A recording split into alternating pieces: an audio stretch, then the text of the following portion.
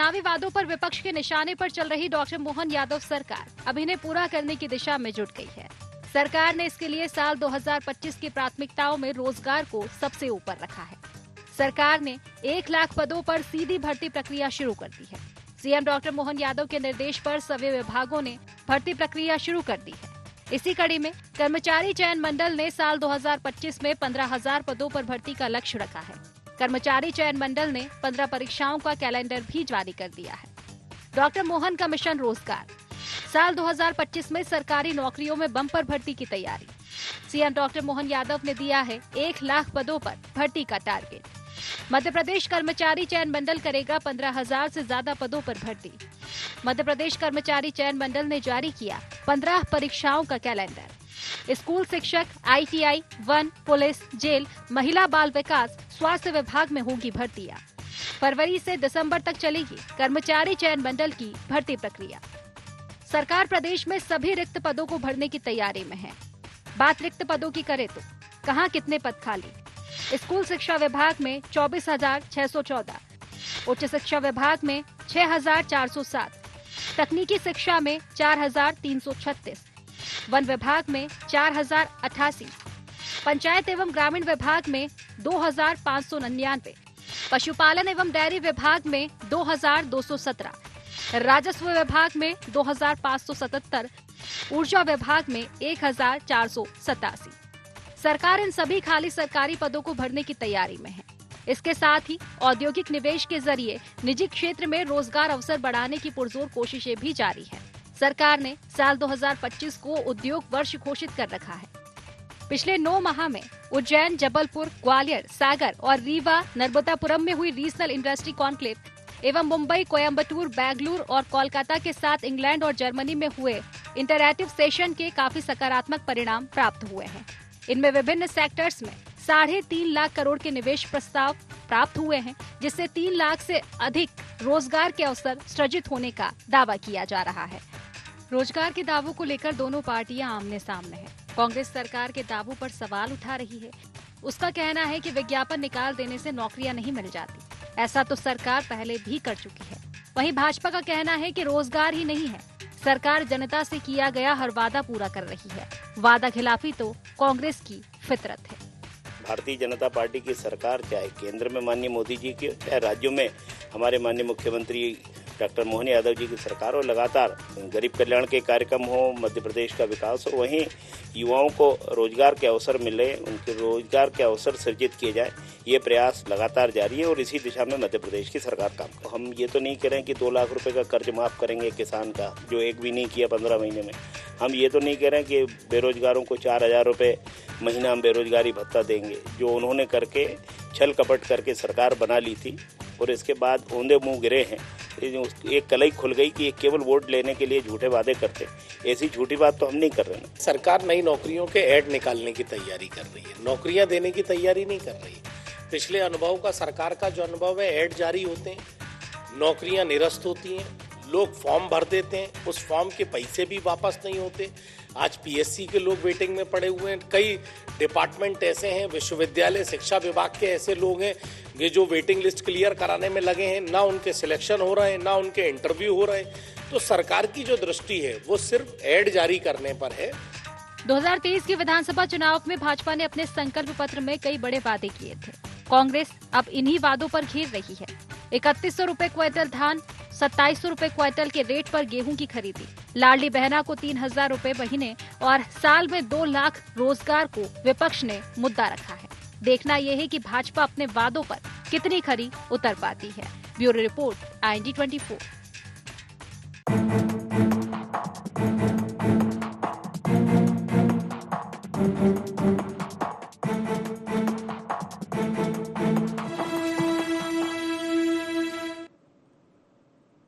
नमस्कार, IND agenda देख रहे हैं आप और मैं हूं आपके साथ खुशी व्यास। डॉक्टर मोहन का मिशन रोजगार, जी हां, इसी पर आज हम बात करेंगे। 2023 में विधानसभा चुनाव में बीजेपी ने अपने मैनिफेस्टो में कई वोट लुभावन वादे किए। इनके मसौदे को संकल्प पत्र कहा गया। अब विपक्ष इन्हीं वादों पर सरकार को घेर रहा है, तो सरकार इन्हें पूरा करने की दिशा में आगे बढ़ती हुई नजर आ रही है। साल में 2 लाख रोजगार का वादा भी भाजपा के संकल्प पत्र में था। सरकार अब इस पर आगे बढ़ती हुई नजर आ रही है। डॉक्टर मोहन सरकार ने इसके लिए मिशन रोजगार लॉन्च भी किया है। वहीं विपक्ष को इस पर भरोसा फिलहाल नजर नहीं आ रहा है। अब क्या है सरकार का मिशन और विपक्ष को इस पर संदेह क्यों है, इसी को लेकर आज हम चर्चा करेंगे। लेकिन उससे पहले आईएनडी एजेंडा के पॉइंट जान लेते हैं। क्या है डॉक्टर मोहन यादव सरकार का मिशन रोजगार?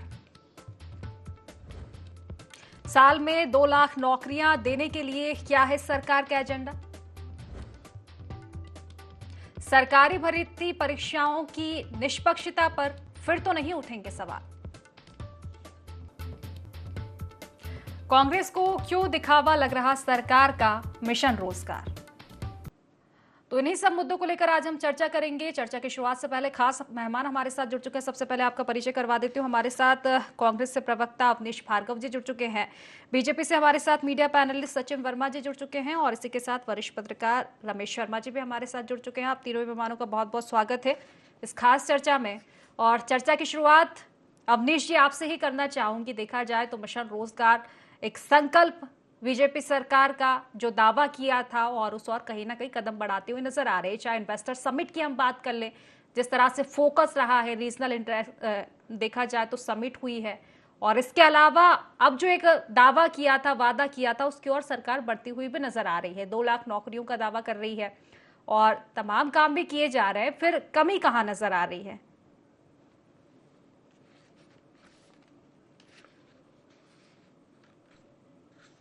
और 163 सीटें दी। 1 साल पूरा हो चुका है। 1 साल से अब दूसरे साल की ओर बढ़ गए हैं। तो इनके वादे निश्चित तौर पर भारतीय जनता पार्टी को अपना संकल्प पत्र भी देखना चाहिए और जनता से किए वादों पे भी ध्यान रखना चाहिए। आपने कहा कि गेहूं का मूल्य 2700 ने डिसाइड किया था, गेहूं क्या भाव बिका।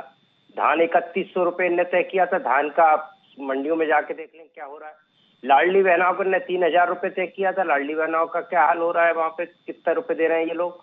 और रोजगार के अवसर की यहाँ तक बात करें तो मध्य प्रदेश में सिर्फ 1 साल का ही लेखा जोखा भारतीय जनता पार्टी की सरकार को पेश नहीं करना चाहिए, बल्कि जब से सरकार में है लगातार 19-20 साल इनको सरकार में हो गए, तो मध्य प्रदेश की जनता को इनको बताना चाहिए कि कितने आपने रोजगार दिए।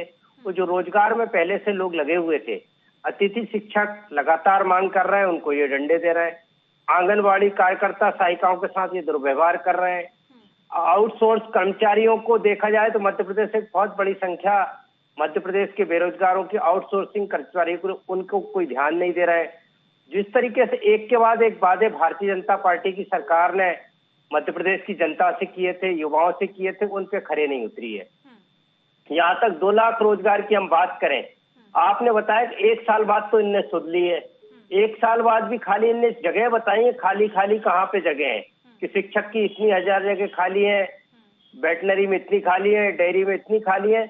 इन सबसे बेरोजगारों का भला होने वाला नहीं। ये आंकड़े खाली बताने के लिए जनता के सामने है। युवाओं को चाहिए कि उनको रोजगार मिले और रोजगार पत्र इनको मिले। हम बात कर ले या फिर अभी जो भर्ती प्रक्रिया का दावा किया जा रहा है वो भी शुरू हो खुशी जी चुकी है। मेरी बात कहीं सुने ये आप तो पूरी। नहीं है कि मुद्दा छिन रहा है आपसे? मुद्दा नहीं छिन रहा है खुशी जी, मेरी बात सुने। ये मुद्दा सिर्फ पब्लिसिटी के लिए भारतीय जनता पार्टी इस पर डिस्कस चाहती है कि मोहन सरकार का 1 साल का लोकाजका क्या है, ये रोजगारों को क्या मिला, जनता को क्या मिला।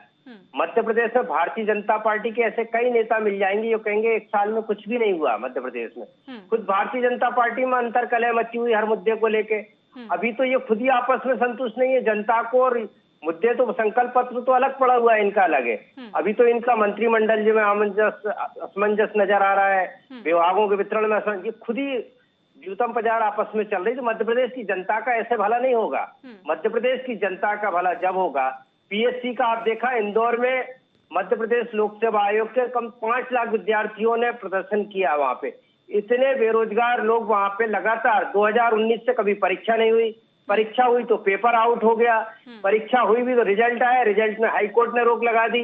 अभी तो ये पूरा तय नहीं कर पा रहे कि ओबीसी को 27% आरक्षण दे रहे हैं कि नहीं दे रहे हैं, महिलाओं को आरक्षण कितना दे रहे हैं। पूरे हाईकोर्ट पदोन्नति में आरक्षण का मसला अभी सुप्रीम कोर्ट में अटका हुआ।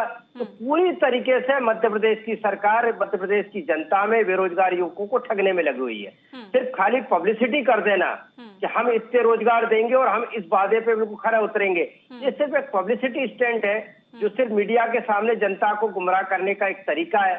मैं कह सकता हूं कि मध्य प्रदेश की जनता पूरी तरीके से मोहन यादव जी की सरकार को विफल मान चुकी। मोहन यादव जी की सरकार नहीं, रोजगार के मामले में शिवराज सिंह चौहान जी की सरकार 18 साल रही। आप देखेंगे व्यापम का घोटाला सबसे बड़ा हुआ। एक पूरी पीढ़ी जो मध्य प्रदेश के युवाओं की थी, प्रतिभाशाली युवाओं की थी, उसको तबाह करने का काम किया तो मध्य प्रदेश की भारतीय जनता पार्टी की सरकार ने किया। व्यावसायिक परीक्षा मंडल का नाम बदलने से रोजगार नहीं मिल जाएंगे या आपके भ्रष्टाचार पे अंकुश नहीं लग जाएगा।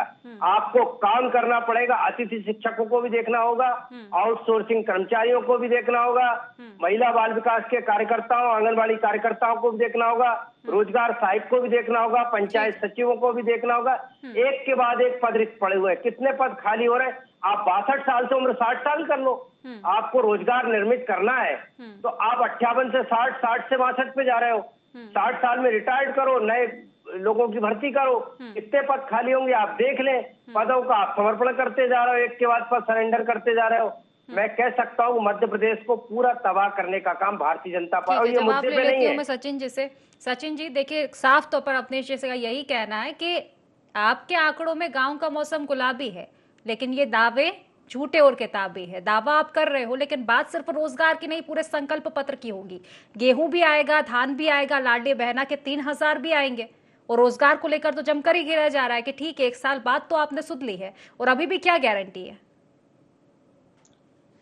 खुशी जी, अगर आपको याद हो कि लोकसभा के 2024 के चुनाव के पहले कांग्रेस का जो वचन पत्र था, उस वचन पत्र में इन्होंने पूरे देश में 2 लाख रोजगार जो है सृजन करने का वादा किया था। 2 लाख पूरे देश में। यहाँ हमारी जो राज्य सरकारें हैं वो 2 लाख एक राज्य में देने का वादा कर रही हैं और उसके लिए प्रयासरत हैं। अभी प्रधानमंत्री मोदी जी ने आंकड़े बताए कि 10 लाख लोगों को स्थायी नौकरी जो है और रोजगार दिया गया है पिछले 1.5 साल के वक्त में। तो भारतीय जनता पार्टी और कांग्रेस के लक्ष्य में और काम करने में कितना फर्क है। आप देखिए कि एक 5 साल का इनका एक वचन पत्र इन्होंने बनाया, उसमें 2 लाख कुल पद देने का वादा किया, और यहाँ पर हम मध्य प्रदेश में 2 लाख रोजगार सृजन करने की बात कर रहे हैं। तो कांग्रेस जो है कहीं भी किसी भी तरह जो है अगर विकास के मुद्दे पर या लोक कल्याणकारी कार्य करने के मुद्दे पर कहीं भी भाजपा के सामने कहीं भी किसी भी लेवल पर टिकती नहीं है। अब अगर EPFO, Employees Provident Fund Organisation के अगर आंकड़े देखे जाएं तो 1 करोड़ 80 लाख जो अकाउंट हैं हर वर्ष खुल रहे हैं। तो 1 करोड़ 80 लाख लोग जो है खुद जो है एम्प्लॉयज हैं, जो खुद अपना एक रोजगार सृजन का काम भी कर रहे हैं, खुद सेल्फ एम्प्लॉयड हैं और रोजगार का सृजन भी कर रहे हैं, और एम्प्लॉयज प्रोविडेंट फंड के जो बायलॉज हैं उसके तहत भी वो गवर्न हो रहे हैं। तो उनका रजिस्ट्रेशन भी किया जा रहा है। अब यहीं पर जब से माननीय मुख्यमंत्री डॉक्टर मोहन यादव जी ने जब से शपथ ली है, उन्होंने एक प्रण लिया है कि वो जो औद्योगिक नक्शे पर मध्य प्रदेश को इतना आगे लेकर जाएंगे कि मध्य प्रदेश जो है इस देश की टॉप 10 अर्थव्यवस्थाओं में से एक होगा। अब उसी मुद्दे पर अगर आप अभी पर्यटन संबंधित रेटिंग को अगर देखेंगे कि मध्य प्रदेश को 10 सर्वश्रेष्ठ पर्यटन लुभावन क्षेत्रों में एक माना गया है। तो मध्य प्रदेश को जो है आज पूरे विश्व के पटल पर मध्य प्रदेश कहीं ना कहीं आता जा रहा है। अब हमारे माननीय मुख्यमंत्री जी इन्वेस्टर्स मीट कर रहे हैं ताकि यहाँ पर इन्वेस्टमेंट आए और नए नए उद्योग लगे और रोजगार सृजन हो। उसका भी हमने जो लक्ष्य ले रखा है कि करीब 2 लाख से अधिक हम रोजगार जो है इन उद्योगों के माध्यम से जो है सृजन करने का एक हमने लक्ष्य लिया हुआ है। अब कहीं भी कांग्रेस जो है इन सब जो हमारी जो नीतियां हैं उन नीतियों का कहीं ना कहीं जो है एक भ्रांति फैलाने का काम जो है जनता में करने का प्रयास कर रही है कि रोजगार लेकिन का एक सृजन जगह नहीं हो तो रहा है। विपक्ष की चिंता भी जायज है ना सचिन जी, जिस तरह से प्रक्रिया देखी जाती है, ठीक है भर्ती परीक्षाओं की आप बात कर रहे हैं, परीक्षाएं होती है, स्टूडेंट जाते हैं परीक्षाएं देते हैं, होता क्या, या तो पेपर लीक हो जाएगा, रिजल्ट में कुछ प्रॉब्लम हो जाएगी, तो ये तमाम तरह की जो चीजें आती है तो निष्पक्षता का तो सवाल उठता है। और क्या निष्पक्षता की ओर ध्यान दिया जाएगा? ठीक है दावे तमाम किए जा रहे हैं, भर्ती प्रक्रिया होगी, परीक्षाएं होंगी, लेकिन क्या उसकी निष्पक्षता की भी गारंटी होगी? बिल्कुल खुशी, देखिए खुशी जी, जब भी भाजपा के कार्यकाल में अगर इस तरह की एफआईआर हुई है या कार्रवाई हुई है तो वहां सरकार ने ही ये सब कार्रवाइयां की हैं। अगर आप कांग्रेस के शासनकाल को अगर देखेंगे तो कांग्रेस में माननीय उच्च न्यायालय या सर्वोच्च न्यायालय निर्देशित करते थे कि इसमें जो है प्रकरण दर्ज कीजिए, अपराध दर्ज कीजिए और उसके बाद में जांच करके रिपोर्ट सबमिट कीजिए, तब अपराध दर्ज होते थे।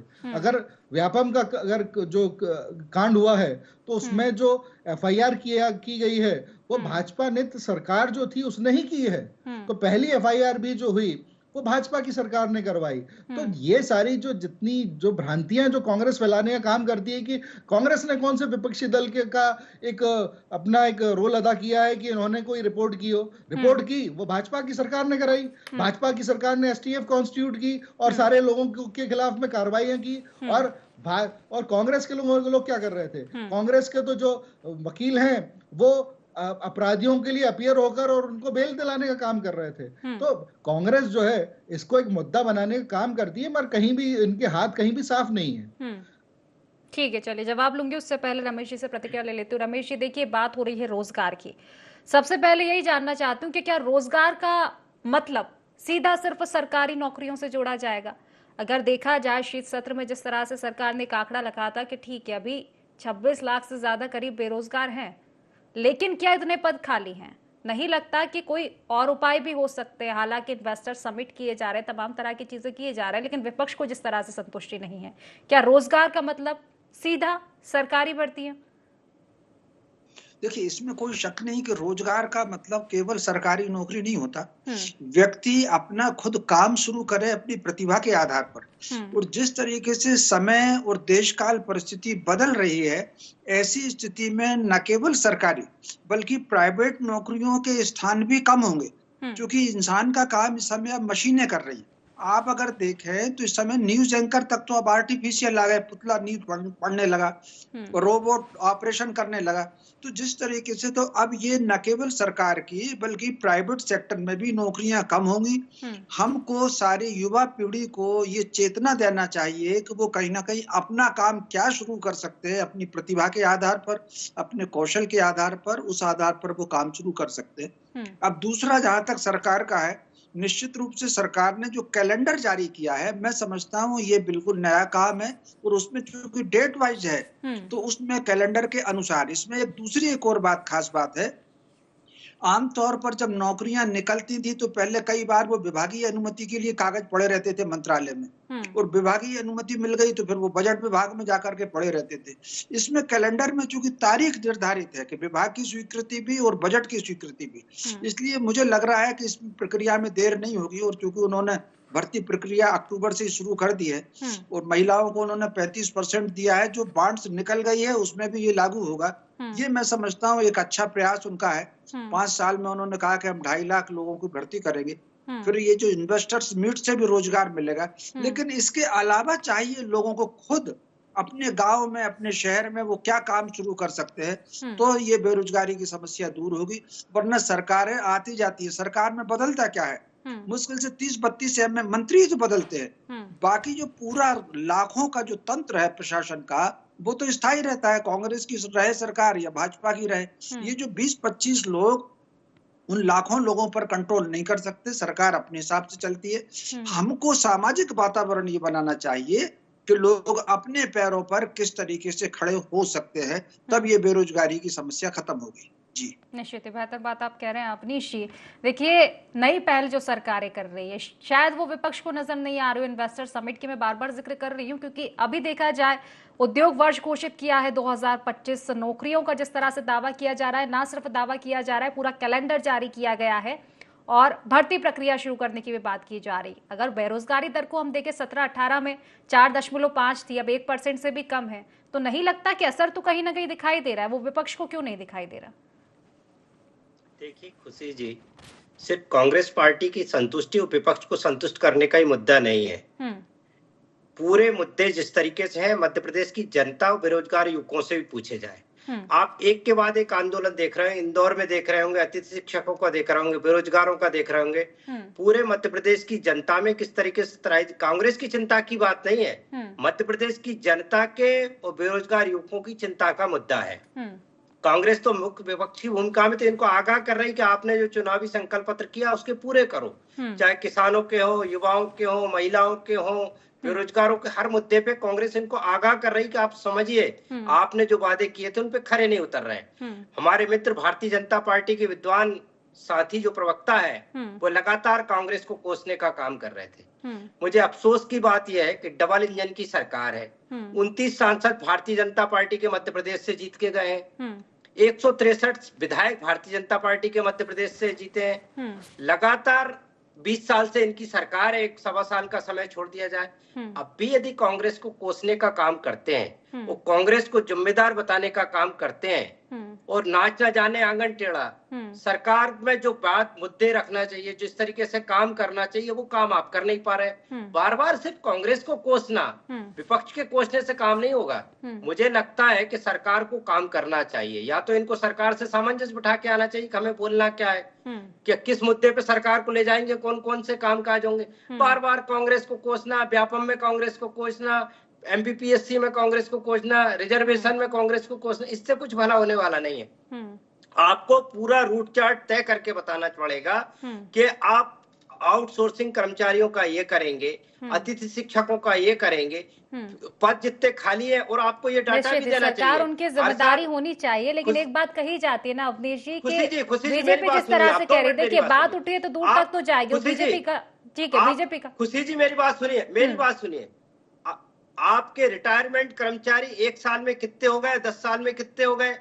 आपके शिक्षक कितने रिटायर हो रहे हैं, पद कितने आप सरेंडर कर रहे हैं, कितने पदोन्नति मिल रहे हैं? SC ST के पद कितने रिक्त पड़े, ओबीसी के पद कितने खाली हैं, विशेष भर्ती अभियान होगा कि नहीं होगा? एक के बाद एक मुद्दे हैं जिन पे भारतीय जनता पार्टी की सरकार को जवाब देना चाहिए, इनके प्रवक्ता को देना चाहिए, लेकिन ये मुद्दे पे बात करते नहीं है। ये धर्म और जाति पे आधारित राजनीति को घसीट ले आते हैं, कांग्रेस को ले आते हैं बीच में। इससे प्रदेश की जनता का भला होने वाला नहीं है। इतनी जिम्मेदार पार्टी के प्रवक्ता होने के नाते आपको मध्य प्रदेश के बेरोजगारों को संबोधित करते हुए बताना चाहिए कि हमने 1 साल में इतने रोजगार दे दिए, इतने हमने इन्वेस्टर मीट से इतना पैसा ले आए।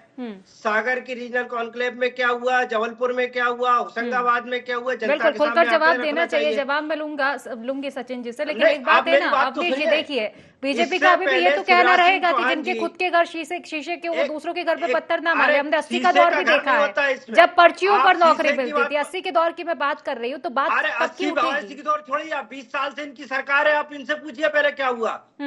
जितने लोगों को रोजगार मिला, आप सब पढ़े, वो कांग्रेस के ही समय पढ़े। जो स्कूल खुले वही खुले, शिक्षक वही खुले, कितने कर्मचारी लगे, कितने लोगों को देश में रोजगार दिया। पूरे देश के कर्मचारी, जो बच्चे आज जो बात कर रहे हैं व्हाट्सएप यूनिवर्सिटी, वो कांग्रेस के समय उनके माता पिता पढ़े लिखे और नौकरी से आए। जो सब किया वो लेकिन अब इनको जवाब देना चाहिए। 1 साल का जवाब लो, फिर 70 साल का हिसाब लोगे तो हम दे देंगे आपको। ठीक है, तो सचिन जी जवाब दे दीजिए। डबल इंजन की सरकार कितनी रफ्तार से दौड़ रही है, जवाब मांग रहे हैं अवनीश जी।